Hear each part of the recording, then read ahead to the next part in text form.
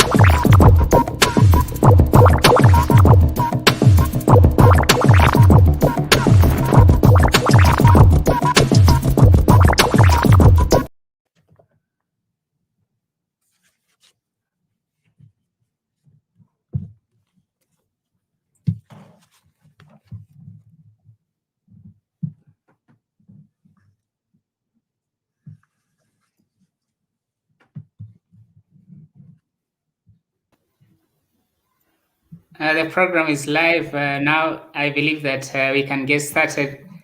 Greetings, everyone who is watching on United States of Africa. Greetings. I think that we are here. Dr. Garvey, it is a pleasure to be in your presence. You are a thoracic surgeon. You are doing great and wonderful things in the U.S.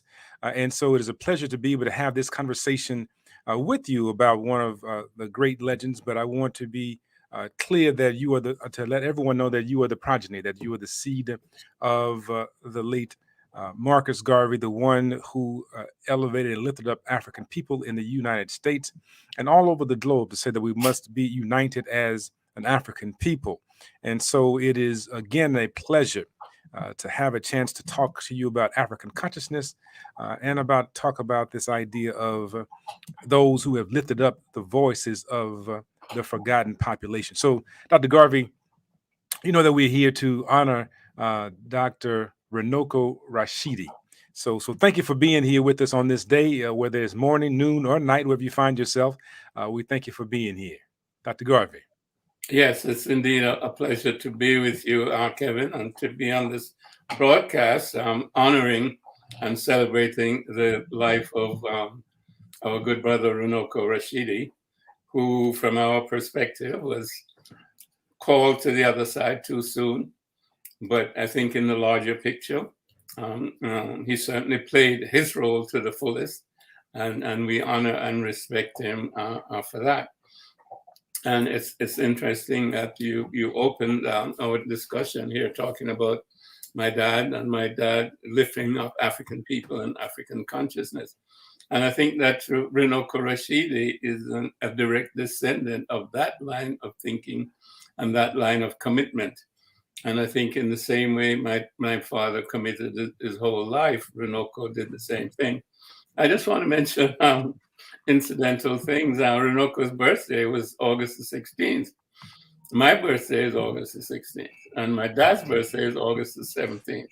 So we're a bunch of Leos. And of course, Runoko transitioned in August. So it's a whole lion thing, you know, and we're roaring. We're telling our story. And the beauty of Runoko is that he was true to himself. I mean, this was really his calling, you know, from a very early age in terms of his own education and scholarship. He sat at the feet of people such as Dr. Ben Buchanan, certainly John Henry Clark, Van Sertima. I think also he was very much a disciple of J.A. Rogers, who was a contemporary of my father and worked with my father. And he was probably the first of the sort of photojournalists capturing the contributions of African people over time, certainly in antiquity, etc. And I remember one of his books and that I saw at a very early age, and this is J.A. Rogers, Great Men of Color. And I know that that influenced Runoko because all of his books exemplified, you might say, and not just great men and great women of color, but the average person of color as we have populated the universe. And he traveled, all over the universe. I forget how many countries, I think maybe 125 countries or something of that nature. Brother Runoko has traveled to in search of, original artifacts of us as a people. And of course, he recorded those that he found with his camera and was able to annotate everything in terms of giving us the historical background and so on. So, his work has been tremendous. He is one of the pillars. He stands in the succession of a long line of people who I've just mentioned, some of them, people like Van Sertima and so on. That's where I found his early work, was when I was reading Van Sertima's histories and collections about Egypt, etc., and how we people, the planet, if you will, us in Mexico, the Olmecs, and so on, and of course Runoko brought out the African presence in Europe, in Greece, and Crete, and all over the East in terms of India, Melanesia, Australia, and New Zealand, and so on and so forth. So it was very, very revealing to see the work of Runoko, because it's one thing to read a history book, but it's another thing to see the pictures of Roman emperors, the pictures of early saints in the Christian church, the pictures of the Black Madonna and Child, which of course we all know mirrored Auset and Heru, which is the original Black Madonna and Child, and that came straight out of Kemet. So he connected, Christianity to the original African source. And this was wonderful to see the images, and these images were scattered all over Europe, from the Vatican to Poland and everything in between.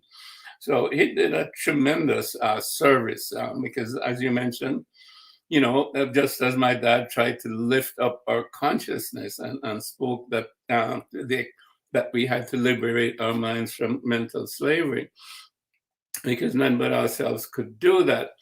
He also said that a people without the knowledge of their past, their history and their culture, is like a tree without roots. And this was what Runoko gave us, that history of our past and our culture, so that we would have the roots to put those roots down into the soil, the contemporary soil, and be ourselves and be somebody, and be able to manifest that African consciousness that my father talked about. So it was you should say, a practical demonstration of our presence as human beings over time, and the manifestation of our creative spirit and of our culture and our belief systems and our accomplishments over time. And there can't be enough honor and celebration in terms of the life of Runoko Rashidi and his contribution. It's astounding, and it shows you what a committed life can accomplish. And he was certainly committed to manifesting our global presence, and he did that extremely well.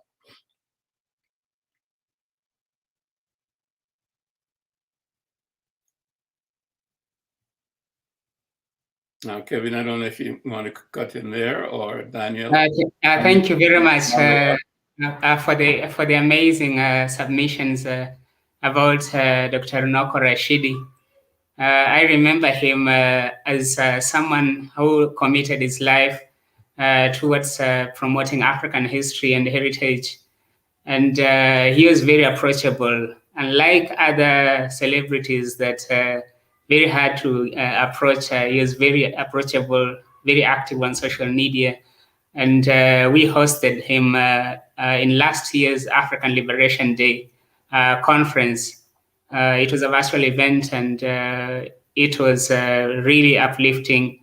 I acknowledge his contributions towards the West Papuan struggle.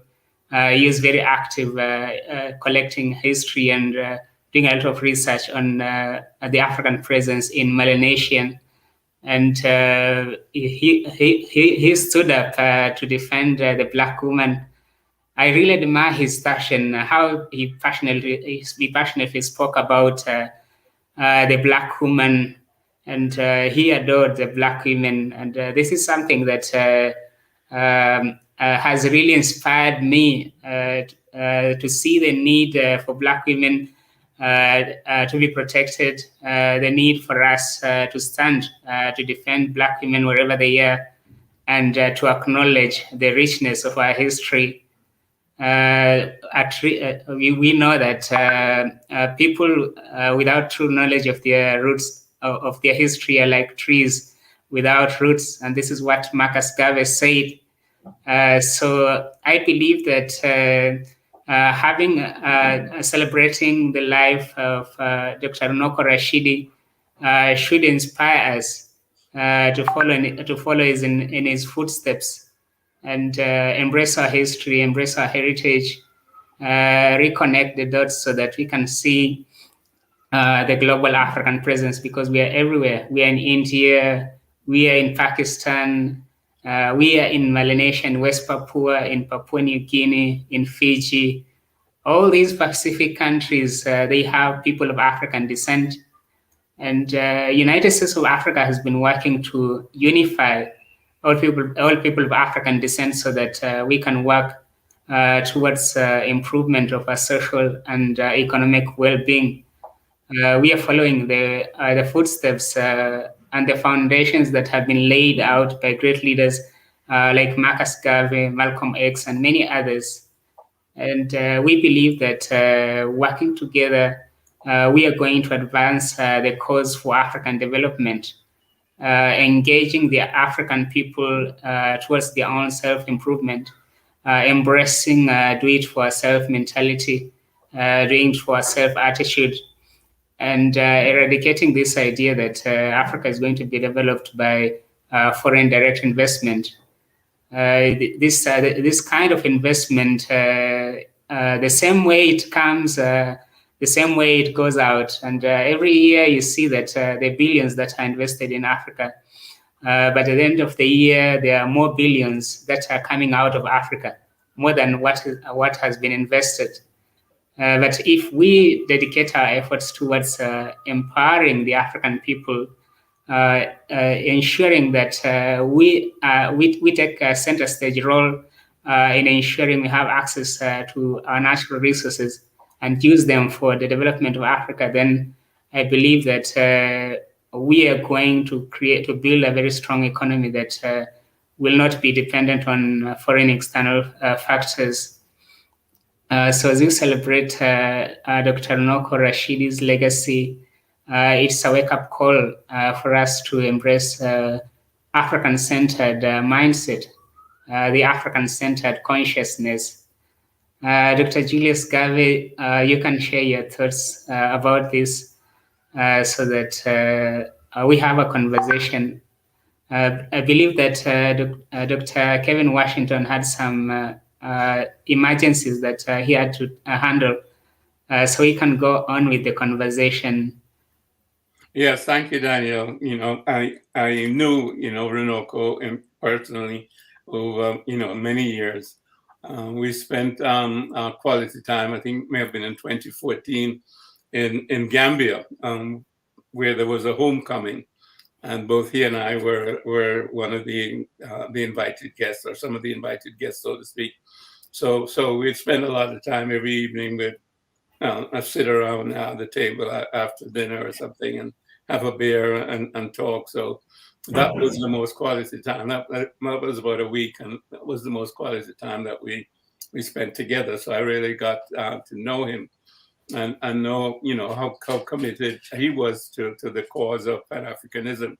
And certainly he was molded very much after my father's image. He belonged to my father's organization, Universal Negro Improvement Association, African Communities League, specifically the branch in Washington. And I subsequently, met him there, many times. I think the last time face to face may have been in 2019, and I wanted to show this book, Assata Garvey and me. And of course, Assata Garvey is his daughter, and he named his daughter after Marcus Garvey. Again, that shows his commitment to the Pan-African cause and Garveyism, if you will. And of course, I'm proud of this signature in there, which I'm not sure if you can see. Yeah, do it properly. I can't see properly that I can see. Julius Garvey. Yeah, I can see the name there. With respect, from Runoko. And that was in 2019. That was the last time that we were, face to face, and that was in Washington, D.C. But this is a book that I think everybody should get, because, it's a book that's designed to teach, as it says, the global African journey for children. And this is what we need. We need to be able to capture the minds of our children, because if we don't capture their minds, then somebody else will capture their minds. And I prize this book in a sense among all the others. I have just about all of his books. Here is another one, Black Star, the African Presence in early by Runoko Rashidi. I encourage, obviously, everyone to read his books, because that allows us to come in contact with the global African presence. But especially, again, this one, because it's designed, for children. It has a lot of good pictures, and it shows you Runoko, I would say, at his best, as not so much a historian, but as a storyteller and a teacher. And I think he was all of those things. And I think a good historian really needs to be a teacher, because in terms of the academics of history, they just give you dates, and this happened at such and such a time in such and such a place. But there's no life to it. The true historian or the storyteller tells you what it meant to the average person on the street, in terms of the emotions, the feelings, what thoughts they would have had, what they were going through, and the whole scenario, so to speak, so that you can enter the picture yourself and understand it from a human perspective. And this was Runoko's gift, apart from his historical recording of fact. This was his gift, to be able to translate that and make a story out of it that could appeal to you. And that's the best kind of teacher, who can tell you a story and capture your imagination and your feeling, your emotion, and your thought process at the same time. And this makes Runoko Rashidi, Malimu Runoko, teacher Runoko, and that's how I see him, and that's how I respect it. I think Kevin is back with us. I am back, Dr. Garvey. Thank you so much for that, and Daniel, thank you for making things happen. You started talking, and this building caught on fire. So that's just the way that works out. My goodness! And so the alarm went off. That's really strange. I'm glad that everything is all okay. that energy going.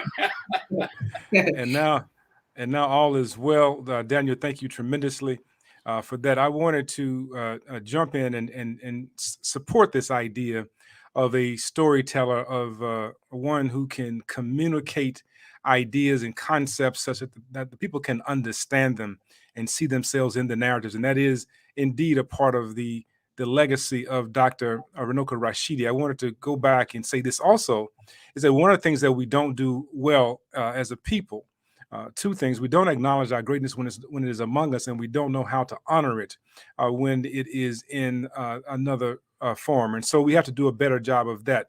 All people understand how to honor their ancestral legacy, they honor those that have lifted them up and made the way better, have paved the way to make it possible for others to stand.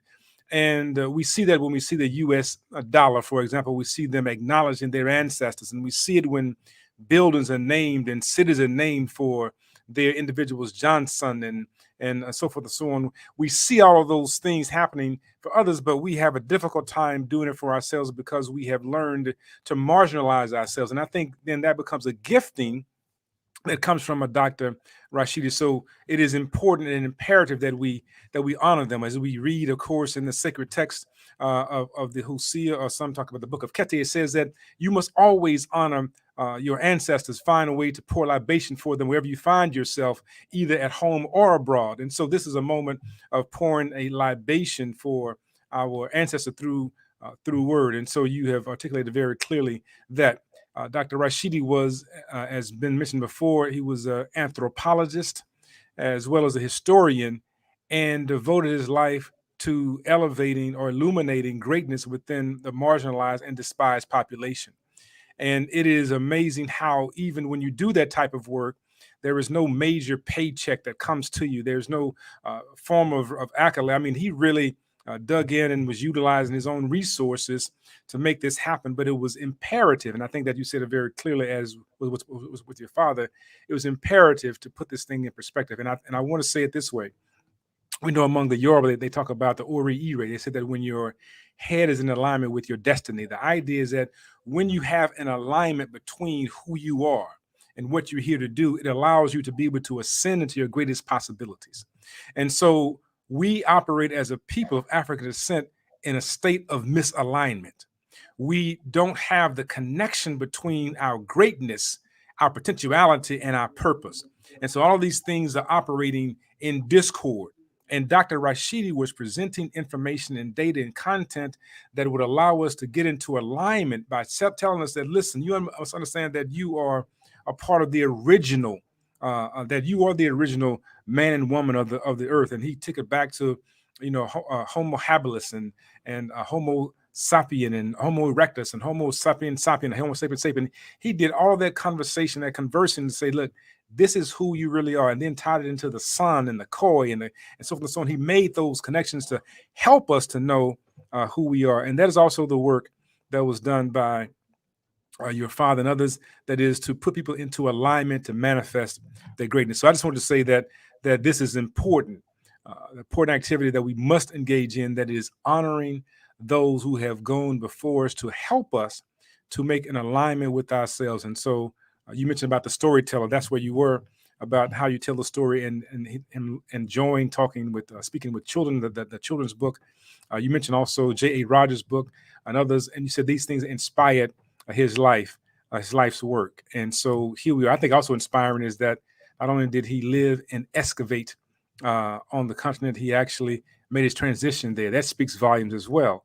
And we know that Dr. Asa Hilliard had a similar situation, as well as one of our other great psychologists, Dr. Fred Phillips. So it's amazing that these people who spent their life work bringing African consciousness to the forefront return home and transition for whatever the reason. It doesn't mean that we have to go there to transition. My point is, it speaks that there's something about spirit and spirituality that we must acknowledge. So here we are, Dr. Garvey. So Dr. Rashidi, this idea of alignment. What are your thoughts about this? This idea of getting our heads in alignment with who we really are and how we are to function. What are your thoughts about that?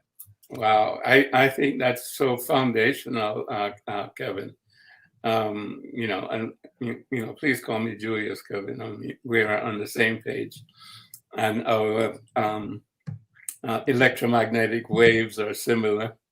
I think we're entangled. If we want to use the quantum language, we're entangled in terms of the electromagnetic spectrum of the universe and the quantum field. So I think we can be on a first name basis.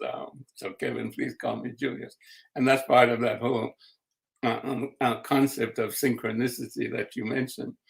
Most of us wear a mask, black skins, white mask, as our psychologists there, have told us about. And that's deep. And I think that's that's what you're talking about, meaning that we've been disconnected from our true selves. And so the self that we are is a self that has been created for us by the system that enslaved us, the system that colonized us, and the system that continues to brutalize us. So we function at that level. And so we are motivated, if you will, by things outside of ourselves because we are disconnected from who we truly are, meaning our deep self.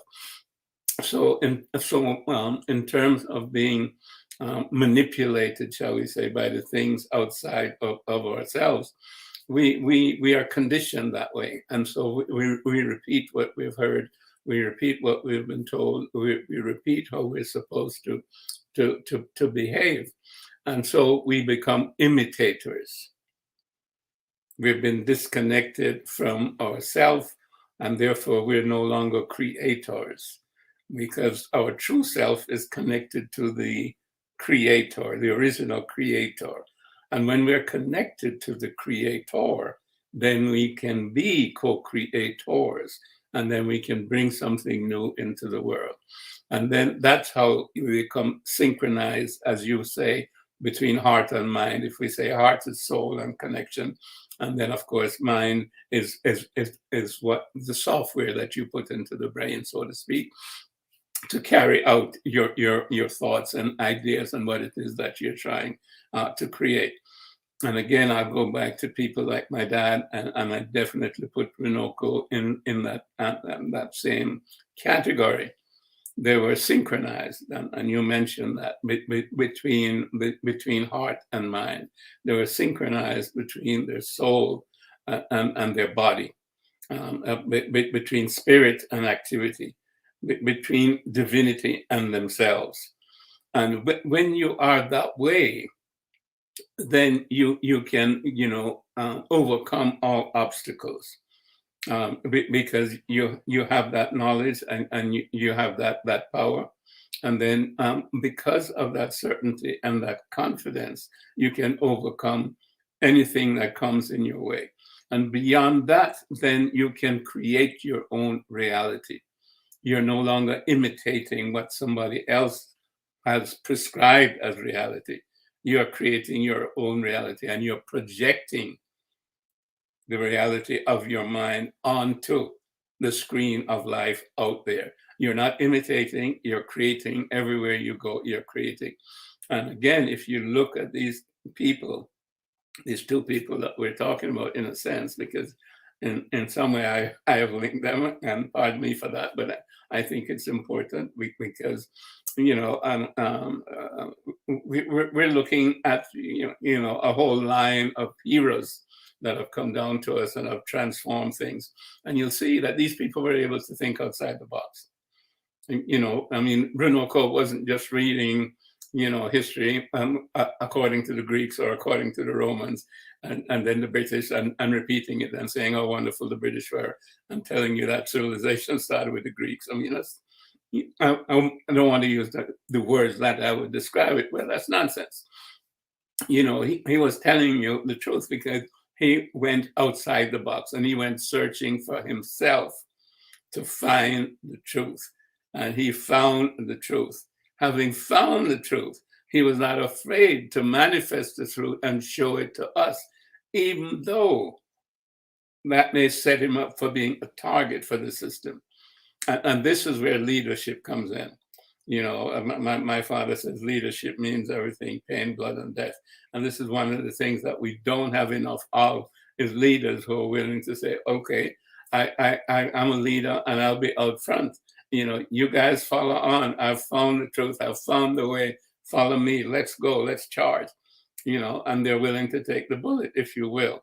We don't have that kind of leadership. Or those leaders, a lot of them have been assassinated, as you and I know, Kevin. But we need more of those, and we need the people to back up that kind of leadership, to honor that kind of leadership, to celebrate that kind of leadership, and to carry forward the ideas that those leaders bring to us. And, this is what humbly we're doing today, to honor Runoko Rashidi in terms of his commitment and his sacrifice. I mean, he sacrificed himself personally. You and I know that, he could have stayed within academia, if you will, and, with the PhDs and assistant professor and ultimately professor and tenure and a nice cushy job or whatever within the system, mouthing the same nonsensical thing and propaganda that we've been taught over the years. But he said, no, that's not my job. That's not my role. That's not who I am. I will create my space and my reality based on the truth that I find. And this is what each of us, has to do. We have to find our truth, and then we have to manifest our truth, Kevin. I think Runoko has done that. So that was powerful when you said about the truth, right? I mean, all of it was powerful. The synchronicity. You said about finding your truth, and you said that when you find the truth and live in it, there's another commitment that takes place in life, and that's where Dr. Rashidi was, right? He was in this commitment of honoring his truth, and you said that there is a comfortable captivity element that we actually have, where we can actually live in.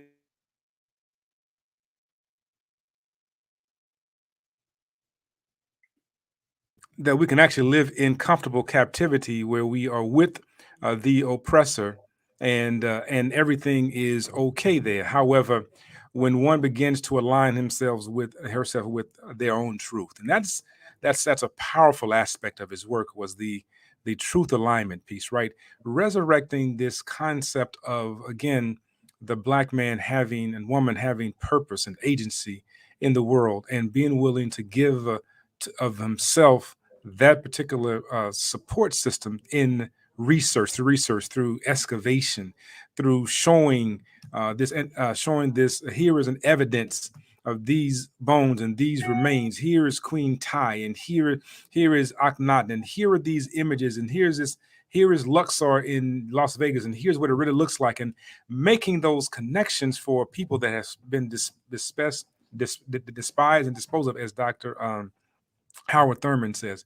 And so you mentioned the work of Nathan and Julia Hare about black, Frantz Fanon, right? Black skin, white mask, or white mask, black skin, white mask, and the Hares to talk about the Black Afro Saxons, right? So we get so caught into this other space, but his work, Dr. Rashidi's work, was about elevating consciousness in those that have been laid to rest or put to sleep.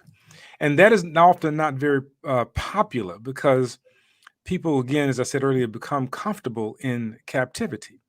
And so when you start talking about freedom and liberation, it becomes frightening, and it becomes unpopular, because it becomes easy to espouse the Greco-Roman great civilization and talk about Alexander the Great. But when you start talking about ancestors of African people having power and agency, where we have been conditioned to see ourselves as powerless, is problematic.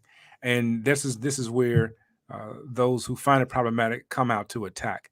And so you talk about this with your father. We talk about it with a variety of people. But let's go back to Dr. Rashidi, right? So his work, think about the power of his work about understanding the Black man as original, right? What does that really say to a people? And what do you think he was really trying to get us to understand psychologically? Because the historical stuff was there. That was clear. What was he trying to get us to understand psychologically, to say that the Black man is the original man? What do you think? Well, I think, truly understanding that is the most empowering thing in the universe for an African person, especially obviously one that has lost their identity. to go back and understand that all of the archaeological and anthropological work shows that Homo sapiens sapiens, human beings, originated on the continent of Africa approximately 200,000 years ago. And over time, we populated the planet, migrating out of Africa, going through different transformations and developing different cultures, but from one base of human consciousness, because that was the first time that consciousness was able to express itself in a human way. And when you think about that, you know, it empowers you. I mean, it invigorates you. And when you put it next to other people who tell you that the civilization started in Greece 2,000 years ago, so man, what are you talking about? I've been around for 200,000 years. You're telling me you started something 2,000 years ago, and that is prior to me, and that is more important than me? I've been here for 200,000 years. Okay, and nobody has been able to prove that Homo sapiens sapiens improved over that time. If anything, some things were taken away. The ability certainly to make melanin was taken away. The ability to curl your hair was taken away. You know, the ability to have lips like yours and mine was taken away. The ability to have nostrils like yours and mine was taken away, you know, because of climatic changes, etc., etc. So we know now in terms of epigenetic things that the gene pool has been modified because of extreme weather conditions. Okay, but that's a taking away, and that's a modification of the original. So when you can understand yourself as a descendant of the original, and that you have not lost anything, nothing has been taken away from you.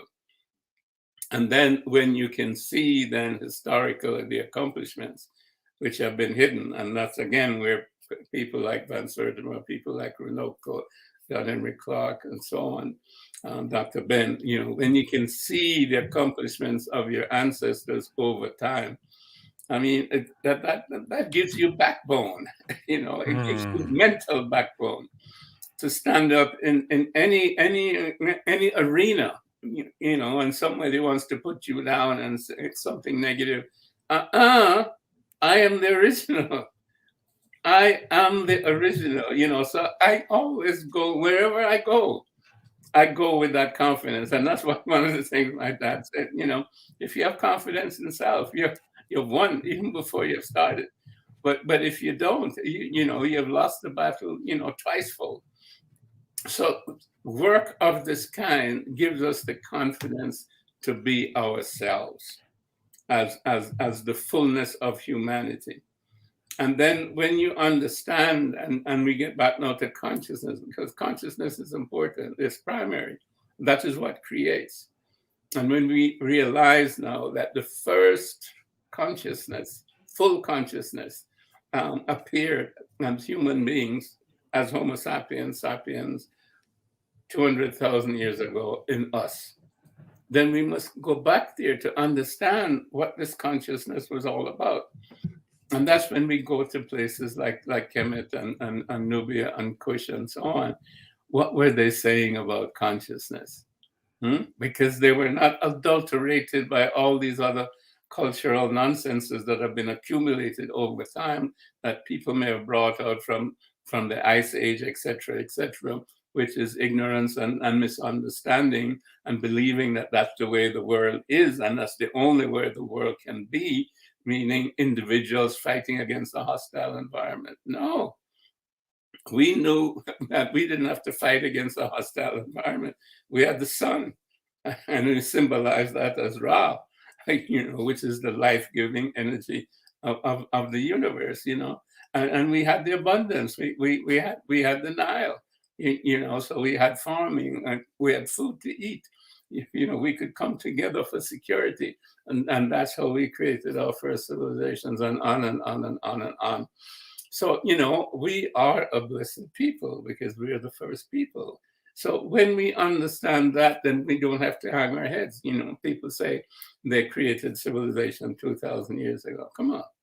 So 2,000 years ago, divide that into 200,000 and, so tell me what's greater. Right.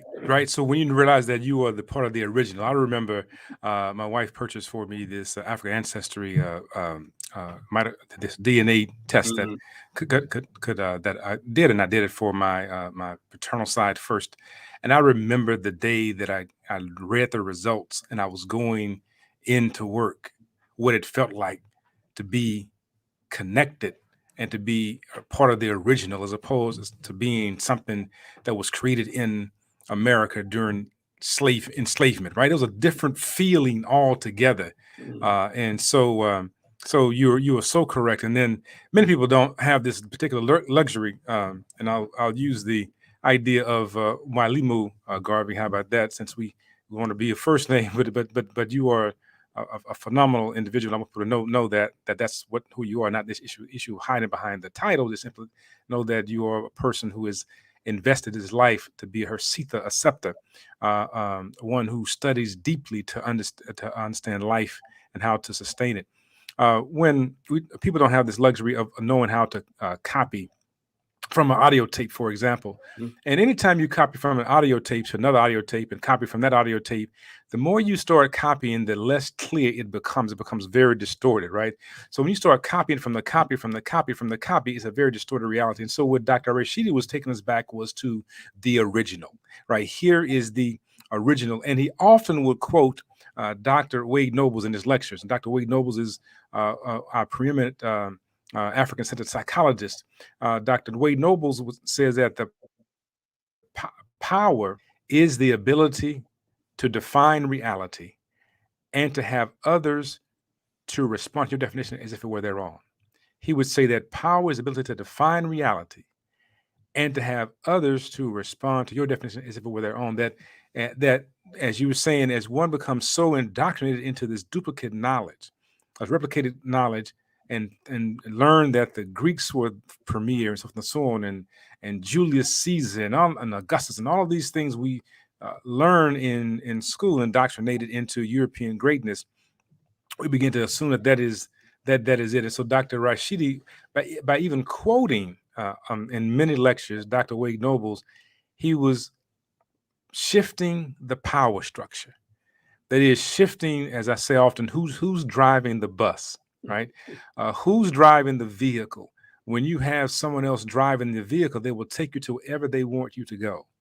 But when you get behind the wheel, you have some influence over the directionality of that particular vehicle. And so Dr. Rashidi was giving us the roadmap to regain consciousness. And this is what we talked about before, about consciousness, about being aware. Are you not aware that you are a part of the original mitochondrial feminine DNA, that you are part of the original woman? Talk about Lucy, the idea of being one who is beloved, that you are the one that is tied to Amen, the idea of being complete, Akhenaten, Queen T, the one that is tied to all of this greatness, that you are the one that's tied to those that built the step pyramids of Sequoia, that built the Harem Akhet, the what's called the Sphinx, that you are part of that legacy of greatness.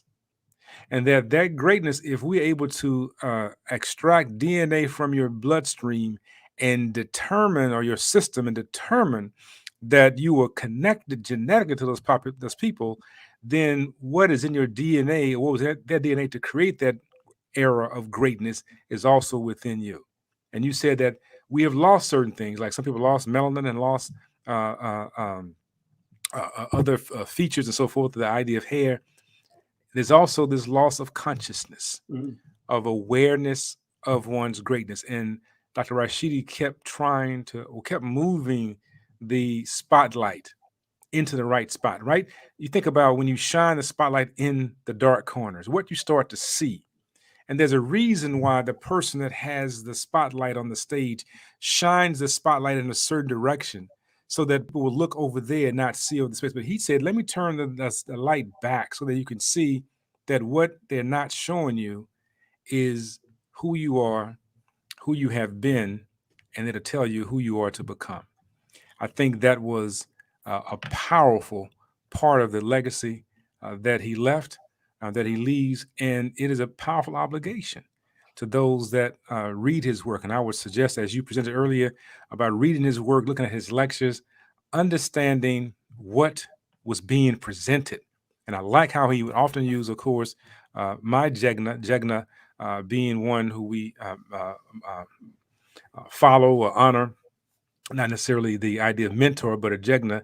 But my Jegna, Dr. Wade Nobles, if I be me, would say that power is the ability to define reality. And the question becomes, who do we have defining our reality? And when you start defining your own reality, it changes everything around you. And so Dr. Woodson says that when you control a man's thinking, you don't worry about his actions. You don't tell him to come here, go there. He'll go to the back door without being told. Dr. Rashidi said we need to change the first part. Dr. Woodson ended with his education makes it necessary. Education comes from the Latin word educe, which means to bring out. Ation, the process. You bring out what's already there.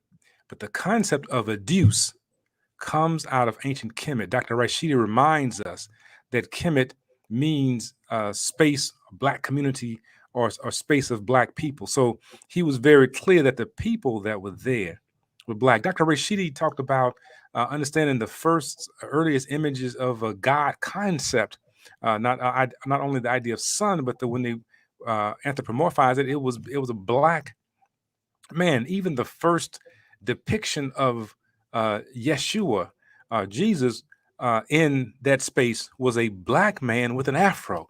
And it's just amazing that when you start to see his work and what he was trying to say to us, what he is still saying to us, is amazing to go back to your religion and reclaim it, go back to your education and reclaim it, so that when you educe, when you go in within, you're not trying to go and find it. It's already there. You simply engage in the process of interactions. And this is where you're going with your statement about consciousness.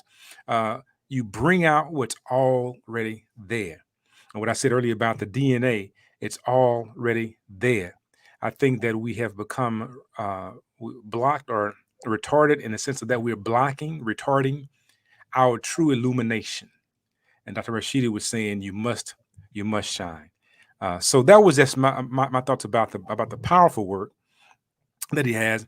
I think that we're at a point where we can, and I know you have some powerful thoughts about the next phase. You're going into, what do we do with this work? What do we do with it now? How do we live with it? And you were talking about consciousness and evolution and evolving. So go ahead with that.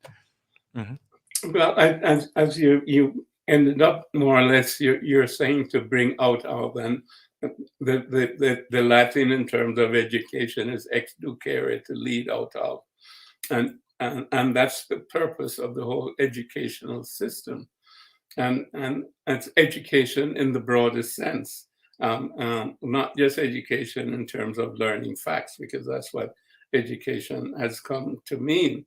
But this definition of education to lead out of involves also the idea of consciousness and leading that consciousness and that package that we come with from the other side, because we come with a package, and we can call that package our soul. And it is our job then to express our soul within the physical environment that we're in through our physical self. But what happens is this gets blocked. Again, you use that correct word. It gets blocked by an educational system, which is a conditioning system, which tells us that we must function in this way, in which this society wants us to function, whether it's a society of slave owners or it's a society of corporate giants and globalization, and behave according to the World Trade Organization and the IMF. And the Security Council of the United States. I mean, all of these things block who we are, because they're telling us physically how you have to behave in this world that they have created. And you go back to Wade Noble's definition. The power is theirs because they're forcing you now to join with them in terms of the reality of that they've created. But again, over time, we have seen that reality is a disaster. I mean, we're seeing the hurricanes. We're seeing earthquakes. I mean, you can't keep taking oil and out of the earth without shifting the tectonic plates. You can't increase the temperature of the surrounding air without melting the polar ice caps, without having sea level rise, without increasing the severity of hurricanes and therefore disruption. And as you heat it, you get more drought in certain areas, and you have fires. I mean, and you go on, and you see it, and you can't keep feeding people frankenfood, which is manufactured food. It doesn't have any nutrient value. And so you have 60% of the American population, basically being overweight or obese and being fed this kind of nonsense. And then you have what supposedly is a healthcare system, where it's a disease treatment system. So when you look at all of those things, because nobody's telling you how to be healthy. Nobody's telling you how to be healthy, because Big Pharma is telling you have a symptom, I'll have a pill. And medicine is telling you, okay, you have a symptom. If the pill doesn't work, I mean, if you come and I have an operation that will take care of that, even how to transplant it. I mean, it's wonderful science. It's wonderful science. But is it connected with reality? In other words, the original reality, absolute reality, as opposed to the relative reality of the systems that have been conjured up. Now, if you're connected to your own absolute reality, which is your source, then you can create better systems, you see? And this is what we have to reconnect to in terms of creating the better systems. But what has happened is that many of us post-enslavement, if you will, and post-colonization have simply adopted the systems that enslaved us or colonized us. So we're going on the same path with the Pied Piper, carrying us over the edge of the precipice. And we have not connected with our original consciousness. And that's where people like Runoko Rashidi, comes along and says, look, you're originally great, you're originally wonderful. These were your original ideas about who you were. And as you know, the major epithet, shall we say, in Kemet was man, know thyself. So the first thing you have to do is know yourself. Now, this is a system that doesn't want you to know yourself. This is a system that wants you to know what they want you to know. The system does not want you to know yourself. And as a matter of fact, the system penalizes you when you try to know yourself. And so what's wrong with this guy? Because when you start to know yourself, you start to think outside the box and say, you're a maverick. All the way through, whether it's high school or whatever, and college, you become the bad guy. And most true geniuses drop out of college, et cetera, and go their own way. So the point is that we have to get back to exducere, to lead out of ourselves, that which we came to the planet with. I mean, we have a perfect DNA, but there are ways to turn on certain genes and turn off certain genes. And nowadays we call it epigenetics. Okay, but it resides in a consciousness that is unconditioned. If you have a consciousness that is pure and related to and part and parcel of the original consciousness, and again, we can call it original consciousness, we can call it Amun, Ra, and Ptah, we can call it the quantum field, and we can call it Chi or energy, the divine source, we can call it God, we can call it Allah. Whatever we call it, that is the reality. Now, when our consciousness is hooked into that, we can manifest anything that is in our DNA by turning on this particular chromosome and turning off that particular chromosome, and therefore making this protein or making that protein or making it a different way. So we become masters of ourselves, and that's the power that you're talking about. We have the power to make ourselves. We have the power to transform ourselves, not just mentally, but physically. You see, and that's when you get into health. Because if you are able to communicate in that way with your physical self, without the anxiety, without the frustration, without the depression, without the anger, without the envy, without the jealousy, but with pure love, with pure joy, with pure peace, with pure gratitude, with pure love, then the hormones that you're sending through your body are phenomenal, whether it's serotonin or melatonin and so on and so forth. You're healing your body as you go along, moment by moment. You're sending the right things, as opposed to adrenaline and noradrenaline, which is then going to be destroying your system in a fight or flight mode and so on and so forth. We don't want to get too deeply into that. But so we are in control, or should be in control, of our mind, of our health, and what we manifest. But the controller who creates the software is consciousness. And that is what we have to validate and allow it to manifest itself. And then use the knowledge that we have to be able to create the environment and the systems that we want to live by harmoniously, in terms of, again, peace and happiness and prosperity, for the largest number possible, in terms of how you live in your family, how you live in community, how you live in your nation. This is all possible, and it was all done. I mean, the prototype is there. What people act as if it's never been done, and there's no such understanding. It's not true. It's there. Man, this is a powerful lesson in consciousness that Dr. Garvey is given, that Julius Mwalimu Hersita is laying down. I hope that people are getting this. I want people to be able to support this particular this process on Patreon, United States of Africa, be able to support this work and what Daniel and others are doing to elevate consciousness among our people right now.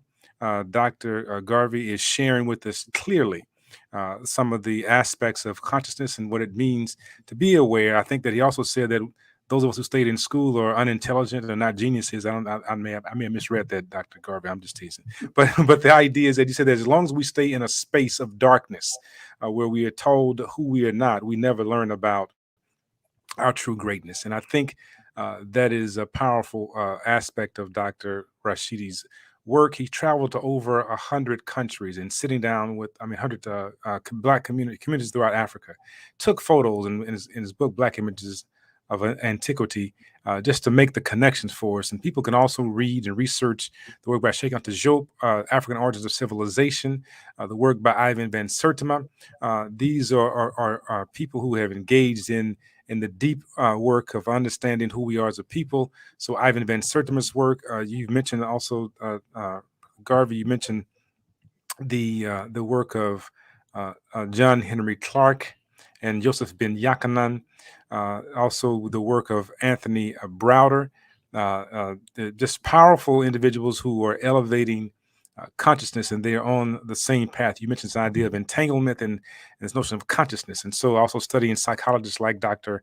Wade Nobles and Dr. Naeem Akbar and other anthropologists like Dr. Marimba Ani, who's written a book called Urugu, right? African-centered consciousness of understanding, African-centered way of understanding European thoughts and beliefs. It's important to study our people who are shedding the light, with Dr. Marimba Ani and Dr. Leonard James Myers, and so many are unpacking this idea of consciousness of a people, and to know that it's not simply them, but it's also not something that you read; it's something that you do. It's a lifestyle, and the Honorable Marcus Garvey showed us that it was a lifestyle. And I want to submit to everyone right now that our dear brother Daniel Mabonu is showing us that it is a lifestyle. It is a lifestyle that one lives and lives in their greatness, understanding that there has been an attempt to shun and shame the African genius. We had a sister that was joining us from India to know that he talked about, and others talked about Africans traversing into what is now known as India. There were the Dravidians and others that were of African descent. We recognize that the African genius has impacted the entire globe, and the reality is that that same genius is within you right now. And that is what our leaders, our scholars, our anthropologists, historians, psychologists, and others are trying to get us to see. I move from trying to get, they're moving us to see the power that is within. And we've heard it from Dr. Garvey. This is how it manifests. When you can change how you think, you can change your health. He said that we don't have a healthcare system, we have a sick care system. It is already backwards from the very beginning. But when you begin to change your thought processes about who you are and how you think in the world, and you move from anger and hate and despair to love, peace, harmony, you begin to heal the mind, body, and soul. The Latin talk about adducere, but they stole that concept from ancient Kemet to say that the power is within. He says that Dr. Garvey said that man, a woman, know thyself, that you are a microcosm, the macrocosm. That means that the power, the knowledge is within. So this is what our scholars are moving us to think about and see. We have an obligation to do that, honor them and honor ourselves every day as a people of power, of peace, and prosperity. At this point, I'm going to turn it back over to our leader, Daniel Mobonu. He is here. He's going to close us out with something. I am putting him on the spot. And if he doesn't come on, then he just made me into a fabricator. But no, Daniel is doing some great work. Even though he's in the darkness, he is a beacon of light. It's already very dark here. So probably I'll have to switch on some, maybe some more light, but I believe that it's very important that people can hear what I have to say. First of all, I'd like to thank our guest, a very important guest, Dr. Julius Garvey, for blessing this momentous occasion, and also Dr. Kevin Washington for his enormous contributions towards unifying people of African descent by hosting programs like this on Pan-African Leadership Center. Through these programs, we are awakening people who are fast asleep and making Africans or people of African descent understand that we need to get back to ourselves so that we can discover who we are, because for a very long period of time, we have been looking ourselves, depending on what our colonizers told us who we are. They gave us even their names, and they made us believe that these European names are actually better than African names. And there's also a continuous de-education program for people of African descent, so that they have created the system that enables removal of the knowledge that we already have, and is replaced with the kind of knowledge that would not make us get ahead. And this is why it's important for people of African descent all over the world to unify and to honor our heroes. Let us not wait until they're gone and then we begin speaking how great they are. I'm repeating words from Dr. Runoko Rashidi. He said that in his Facebook post, people should celebrate him when he's alive. And we need to continue celebrating these great leaders that we have, and recognize the enormous contributions that they are making towards building the African nation that we want, a nation that will be unified towards embracing African culture, African history, and African heritage. Thanks very much for tuning in to the program. We have come to the end of this episode of the Pan-African Leadership Center series to honor and remember and celebrate Dr. Runoko Rashidi. Thanks for joining, and you can share this stream with your friends. Thanks to my guests, Dr. Julius Garvey and Dr. Kevin Washington, and keep looking for the next episode. Wonderful. Bye-bye. Thanks, everybody. Thank you so much. Thank you again, Dr. Garvey.